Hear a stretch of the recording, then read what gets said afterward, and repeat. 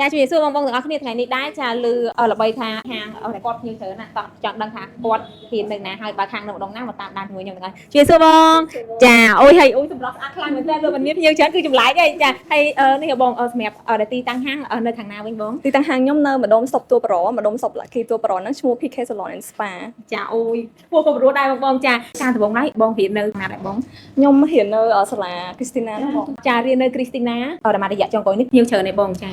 បងមករយៈនេះខ្ញុំបើកហ្នឹងមានភ្ញៀវច្រើនបងភ្ញៀវច្រើនខ្លាំងភាគច្រើនថ្ងៃពហុសុក្រសៅរ៍អាទិត្យអីចឹងគឺភ្ញៀវពេញហ្មងបើថ្ងៃច័ន្ទអង្គារអាចពេលល្ងាចអីចឹងគាត់ចេញពីធ្វើការអីចឹងគាត់មកយីតើដែរមានថ្ងៃណាស្ងាត់ទេអញ្ចឹងជាចុងក្រោយតើបងមានពីអីផ្ដាំផ្ញើចាជូនទៅកាន់បងដែលគាត់អត់ទាន់មានជំនាញហើយគាត់មានពេលវេលាតិចបងគាត់ចង់បានជំនាញមួយដល់ច្បាស់ផ្ដាំផ្ញើទៅកាន់ពួកគាត់តិចសម្រាប់ខ្ញុំគិតថាណាគេគាត់ level ឡើងអញ្ចឹងគាត់ត្រូវតែឆ្លៀតពេលមិនថាពេលតិចក៏ដោយច្រើនក៏ដោយគាត់គួរតែចាប់ជំនាញមួយដើម្បីនៅក្នុងខ្លួនអញ្ចឹងណាហើយមករៀននេះគឺល្អយើងចង់រៀនរយៈពេលប្រហែលខែ4 5ខែយើងរៀនចាប់អីគេមួយគឺល្អខ្លាំងមែនតើមករៀននេះអត់ខុសបំណងទេរៀនពេលវេលាដ៏ល្អមួយសមរម្យសម្រាប់យើងគេហៅថាកំណត់បានថាយើងចង់រៀនពេលណាអញ្ចឹងណាពួកគេមាន2វេនពេលព្រឹកហើយពេលល្ងាចទៀតអញ្ចឹងយើងអាចមកពេលព្រឹកក៏បានបើយើងទៅនេពេលព្រឹកបើយើងទៅនេពេលល្ងាចយើងអាចមកពេលល្ងាចអញ្ចឹងទៅហ្នឹងហើយគឺយើងកំណត់គោលដៅពេលវេលាល្អខ្លីអីហ្នឹងគឺរក Christina បានល្អខ្លាំងហើយរៀនចេះទៀតចង់បានលុយច្រើនចាកុំភ្លេចណារៀនជំនាញសាឡុងទាំងអស់គ្នាបាយបាយ